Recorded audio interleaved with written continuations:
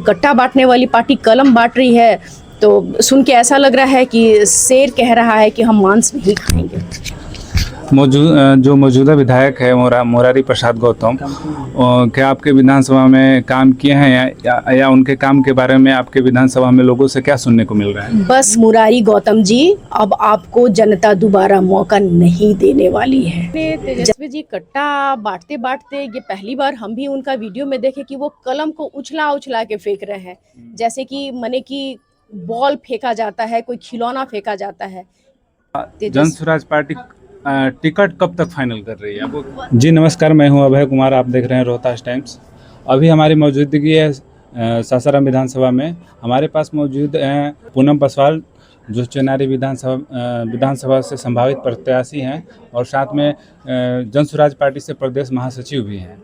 जी, हमारे channel Rohtas times में आपका बहुत बहुत स्वागत है। जी, आपके दर्शकों को भी मेरा नमस्कार है, आपका भी बहुत बहुत स्वागत है।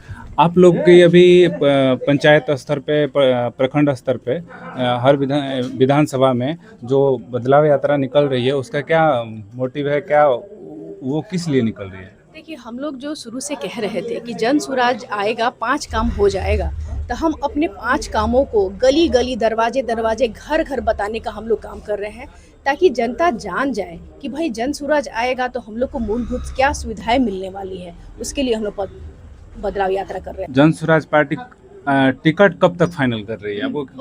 15 अक्टूबर के आसपास जी। लेकिन आदरणीय प्रशांत किशोर जी ने पहले से कह रखा है कि दूसरी पार्टियां जब तक करेंगी उसके पहले हम कर देंगे, तो उस बात पे हम लोग अडिग हैं। तो मतलब पहले दूसरी पार्टियां करेंगी, उसके बाद भी जन स्वराज पार्टी का उम्मीदवार घोषित किया जाएगा? नहीं, सबसे पहले हम लोग 243 उम्मीदवारों की घोषणा कर देंगे। हाँ। पहले कर देंगे, दूसरे पार्टियों से पहले कर देंगे। अच्छा।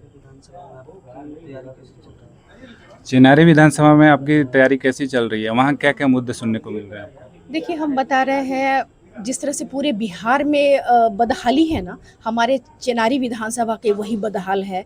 हम गली गली गए, घर घर गए, पहाड़ पे गए, जो मूलभूत सुविधा होती है ना पहाड़ पे, वो भी नहीं मिल पा रहा है वो लोग को। पानी की समस्या है और बिजली की समस्या है, नेटवर्क का समस्या है। लगता है कि पहाड़ वाले लोग ना एकदम अलग जीवन जी रहे हैं। तो हम लोग की जब सरकार आएगी तो हम लोग उस पे ज़रूर से काम करेंगे।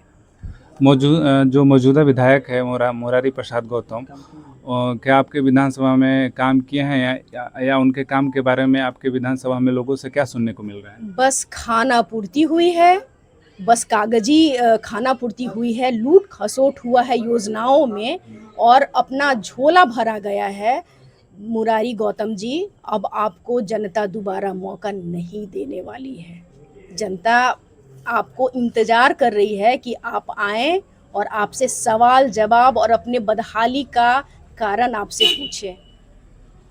ये आपके जो विधानसभा है उसमें ज़्यादातर हिली एरिया है, पहाड़ी एरिया है वो, और वहाँ पे लगभग आदिवासी लोग रहते हैं जो पहाड़ पे रहते हैं। उनको चेनारी विधानसभा में, चेनारी से या मार्केट एरिया से वो बहुत दूरी पे रह रहे हैं। उनकी आवश्यकताएं जैसे कि शिक्षा हो गई या स्वास्थ्य समस्याएं हैं, उनके लिए जन स्वराज पार्टी जीतती है तो क्या काम करेगी? जी बिल्कुल।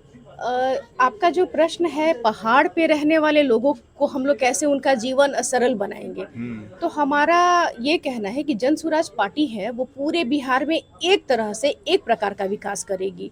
और पहाड़ पर की जो बात है, तब वहाँ पे आपका नेटवर्क का व्यवस्था करना होगा, पानी की मूलभूत सुविधा देखना होगा और आधुनिक, पहाड़ पे अब आधुनिक चीज़ें लानी होगी और उनके जीवन को सरल बनाने का पूरा प्रयास करना होगा। काम बहुत है, काम बहुत करना बाकी है। तो क्या लगता है इस बार आपकी पार्टी जीत पाएगी? 200 जितने भी 243 सीट है, वो उस पे आपकी पार्टी कितने सीट ला सकती है? देखिए, जिस तरह से अभी रुझान आ रहा है ना, तो अभी रुझान में बताया जा रहा है कि जन स्वराज पार्टी 180 सीट जीत पाएगी, यानी कि 30% वोट आ पाएगा और सरकार बन जाएगी और जन स्वराज का मुख्यमंत्री कोई बनेगा। जैसे कि तेजस्वी यादव जो हैं वो भी बिहार यात्रा पे निकले हुए हैं और वो अलग अलग जगहों पे कलम बांट रहे हैं, कॉपी बांट रहे हैं, कह रहे हैं कि इससे शिक्षा दुरुस्त होगी बिहार में। तक इसके बारे में आप क्या सोचती हैं? माने तेजस्वी जी कट्टा बाँटते बाँटते ये पहली बार हम भी उनका वीडियो में देखे कि वो कलम को उछला उछला के फेंक रहे हैं, जैसे कि माने कि बॉल फेंका जाता है, कोई खिलौना फेंका जाता है। तेजस्वी जी, इतना भी सरस्वती का अपमान मत कीजिए ना। आपने 9वीं नहीं पास किया तो दूसरे बच्चों को तो पढ़ाई का मौका आप, जब आपका टाइम था तो आप दे ना सके। अब कट्टा बाँटने वाली पार्टी कलम बाँट रही है, तो सुन के ऐसा लग रहा है कि शेर कह रहा है कि हम मांस नहीं खाएँगे। प्रशांत किशोर किस्त पे किस्त निकाले जा रहे हैं। सम्राट चौधरी, अशोक चौधरी हो गए, चाहे सम्राट चौधरी हो गए, और संजय जायसवाल, दिलीप जायसवाल पर, तो इसके बारे में आप क्या सोचती हैं? ये लोग ना काफ़ी भ्रष्टाचार मचाए हैं, लूट भरपूर मचाए हैं। तो जन स्वराज पार्टी एक-एक हिसाब उनसे भी लेगी और उनके आने वाली पीढ़ी से भी लेगी। और साक्ष्य के साथ हम लोग बात करते हैं, और साक्ष्य है कि उन्होंने दिलीप जायसवाल जी कैसे माने कि माइनॉरिटी के कॉलेज को चपरासी से वो वहाँ के अध्यक्ष बन गए। मंगल पांडे जी फ्लैट खरीदते हैं, कोरोना में जब जनता बदहाल थी, बेहाल थी, तो वो फ्लैट खरीद रहे हैं। तो ये जो आपके अशोक चौधरी जी हैं, ये इनसे पूछिए कि जब नया एयरपोर्ट बना था तो उनको कितना कमीशन मिला है। अशोक चौधरी जी से ये पूछिए कि श्यामभवी चौधरी जी को टिकट में उन्होंने कितना पैसा दिया है। तो जनता को लूट के ही आप लोग ये अपना झोला भर रहे हैं। तो जन स्वराज पार्टी सबसे हिसाब ले रही है, और आने वाले दिनों में जन स्वराज का जब सरकार बनेगा तो ये लोग को आप जेल के अंदर पाएंगे। जी, हमारे साथ जुड़ने के लिए, रोहतास टाइम्स में जुड़ने के लिए पूनम पासवान जी, आपका बहुत बहुत धन्यवाद। आपका भी बहुत बहुत धन्यवाद।